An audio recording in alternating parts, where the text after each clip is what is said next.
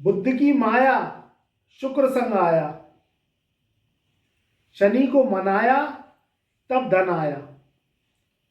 तो इसी ध्येय वाक्य के साथ वीडियो को आरंभ करते हैं कि बुद्ध अगर आपकी जिंदगी में करामात कर जाता है, बुद्ध की चाल आपके जीवन पर सुप्रभाव कर देती है, तो शुक्र आपके जीवन में खिंचा चला आता है। तो इसी सिद्धांत को आगे बढ़ाते हुए हम जानेंगे कि बुद्ध की माया शुक्र संग आया, शनि को मनाया तब धन आया। मानव का जो जीवन है ये बुद्ध से जुड़ा हुआ है। जब परमात्मा ने शरीर बनाया तो सबसे पहले हमारे जीवन में ये जो स्थान है ये बुद्ध का स्थान ये बनाया।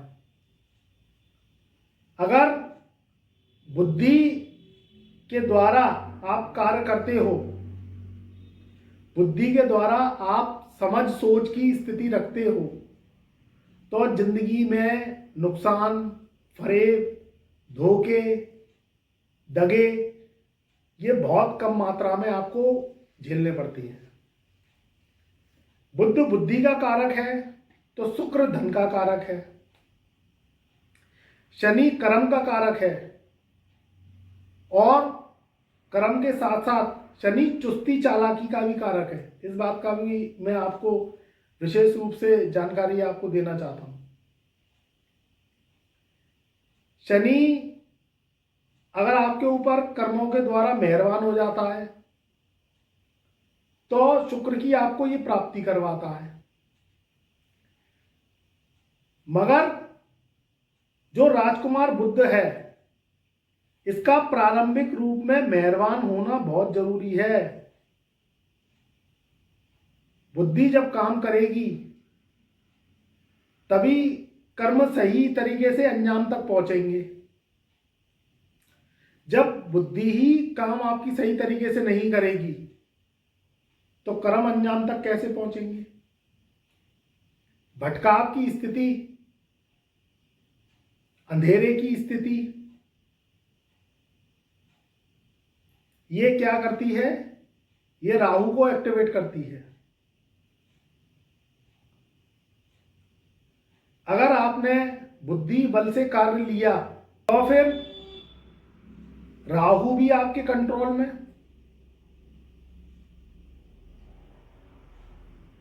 शुक्र भी आपके कंट्रोल में और शनि आपको फिर कृपा देने लगती है। हमारा जो शरीर है वह नाड़ियों के जाल से भरा हुआ है, नसों के जाल से।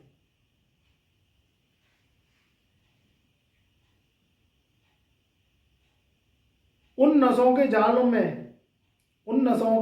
जालों में रक्त का प्रवाह बहता है।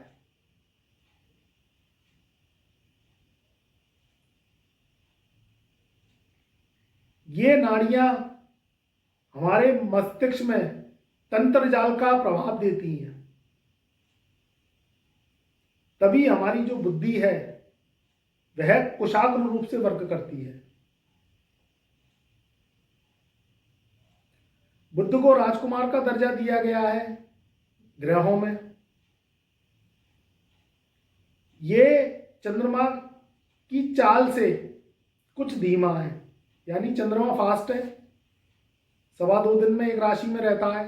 मगर बुद्ध की जो चाल है वो भी ज़्यादा दिन तक एक राशि में नहीं रहती है। अमूमन महीना भर ये टिक पाता है, ज़्यादा एक राशि में नहीं टिक पाता। कभी कभी 25 दिन में भी ये राशि परिवर्तन कर जाती है। तो ये जो मेहरबान होते हैं वह इनकी स्वग्रही राशियां हैं, जैसे मिथुन राशि, कन्या राशि, ये उस पर मेहरबान होते हैं क्योंकि स्वग्रही हो जाती है। अपने ही घर में ये स्वग्रही उच्च के भी हो जाते हैं कन्या राशि में। इनका जो नीच प्रभाव है वह 12वें घर में होता है, यानी मीन राशि में, उसमें ये नीच के हो जाती है।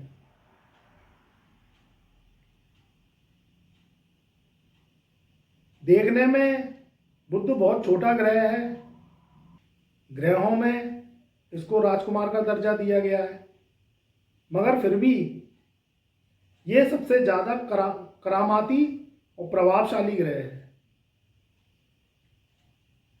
बुद्धि की चाल को अगर तुमने सही कर लिया तो तुम्हारा फाइनेंस सही, जॉब सही, जो शिक्षा है वो भी बुद्धि का माध्यम हमें दर्शाती है। गुरु से शिक्षा मिलती है, मगर बुद्धि का भी काम होना बहुत जरूरी है, तभी ज्ञान की प्राप्ति होती है। अगर बुद्धि भ्रमजाल में पड़ी रहेगी, बुद्धि कुसंगतियों में पड़ी रहेगी, अपने लक्ष्य को टारगेट फोकस नहीं कर पाओगे, तो जीवन में फिर रुपया पैसा कैसे कमा पाओगे, ये बताओ। और रुपया पैसे से ही जिंदगी चलती है।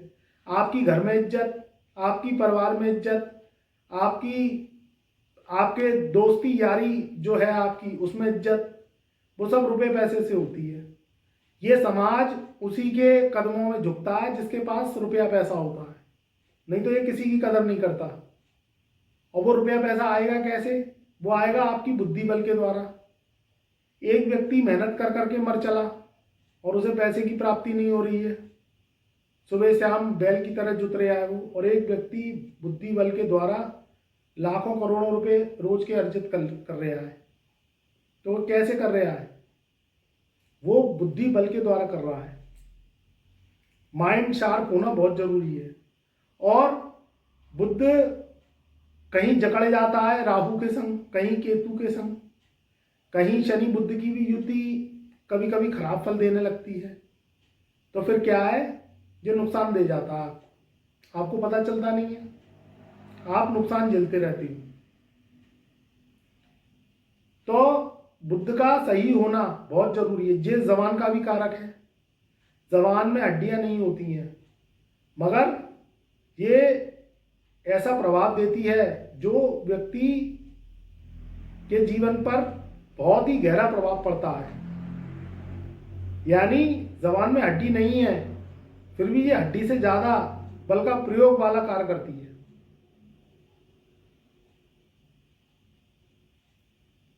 तो इसलिए जो राशियां हैं वो मिथुन, कन्या राशि, इन पर स्वग्रही होता है। धनु राशि में बुद्ध को 2 केंद्र के स्थान दिए गए हैं, यानी 7वां घर और 10वां घर, ये 2 केंद्र स्थान दिए गए हैं। तो यहां भी बुद्ध का वर्क बहुत अहम हो जाता है। मेष राशि हुई, वृश्चिक राशि हुई, इसमें बुद्ध का प्रभाव मंदा पाया गया है, क्योंकि मंगल से बुद्ध की शत्रुता है। यहां बुद्ध बहुत अच्छा अपना प्रभाव नहीं दिखा पाता।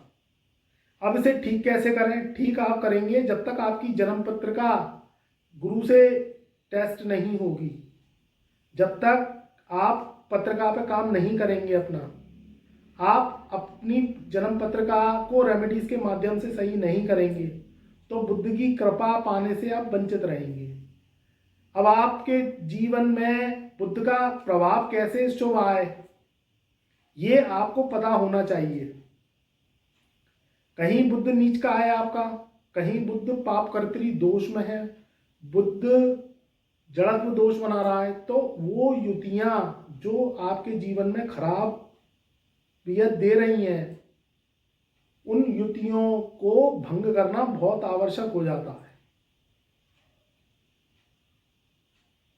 अगर आपने उन युतियों को भंग करवा ली परहेज के माध्यम से, उपाय के माध्यम से, तो फिर आप देखिएगा ये बुद्ध आपके जीवन में आपके फाइनेंस को अच्छा करेगा, आपके व्यापार को अच्छा करेगा। बार बार जो घाटे हो रहे हैं वह आप होने से बच जाओगे। क्या फायदा होता है? आपका नुकसान हो जाता है। आप गुरु के पास जाते नहीं हो, आप अपना नुकसान करते रहते हो, फिर नुकसान हो जाता है, फिर दौड़े दौड़े आप भागते फिरते हो। तो इससे पहले ही मिल लो, इससे पहले ही उपाय करना स्टार्ट कर लो, अपनी पत्रिका पे काम करो, जिससे ये बुद्ध की मंदी चाल दूर हो। क्योंकि मैंने बताया कि बुद्ध की जो स्थिति है ये आपकी सारी जो संरचना है, जो सारी परेशानियां हैं, उसको दूर करती है। क्योंकि बुध सही हो गया तो शुक्र सही हो जाएगा, शुक्र सही हो गया तो शनि का जो मंदा फल है आपके जीवन से दूर हो जाएगा। तो इसलिए बुध की माया शुक्र संग आया, शनि को मनाया तब धन आया। तो इसी सिद्धांत के साथ अपनी जन्म पत्रिका पर काम करिए। अपॉइंटमेंट की लाइन मैंने ओपन कर दी है, अपनी जन्म पत्रिका को दिखाइए, व्हाट्सएप के माध्यम से अपॉइंटमेंट लीजिए। बहुत मैंने रीजनेबल फीस रखी हुई है, आप ज़्यादा से ज़्यादा हमसे जुड़िए। मेरा काम है भलाई करना, ज़्यादा से ज़्यादा आप जुड़ें। आपकी परेशानियों को मैं ईश्वर मेरे में इतनी शक्ति दे कि मैं उसे दूर कर सकूं, आपको आपके जीवन को सुलभ बना सकूं, परेशानियां दूर हों, आपका कारोबार आपकी नौकरी अच्छी चले, आपकी शिक्षा अच्छी चले और आप जो है बीमारियों से दूर रहें। यही मंगल कामनाओं के साथ मैं गुरुदेव अंशुल अग्रवाल अपनी ब्रह्मवाणी को यहीं विराम देता हूँ। खुश रहो मेरे प्यारों, आबाद रहो, बड़ों की सेवाएं करते रहो, जानवरों से प्यार करो, छोटों को गले लगाते रहो। और अगर आप मेरे चैनल पर नए आए हो, मेरे फेसबुक पेज पर नए आए हो, मेरे यूट्यूब चैनल पर नए आए हो, तो चैनल को लाइक करो, फॉलो करो, सब्सक्राइब करो और ज़्यादा से ज़्यादा अपने प्रियजनों में, अपने रिश्तेदारों में इस वीडियो को शेयर करो व्हाट्सएप के माध्यम से, जिससे उन्हें भी तत्काल जानकारी मिल सके और वह भी परेशानियों से दूर हो सके। प्यार भरा नमस्कार और शुभ आशीर्वाद।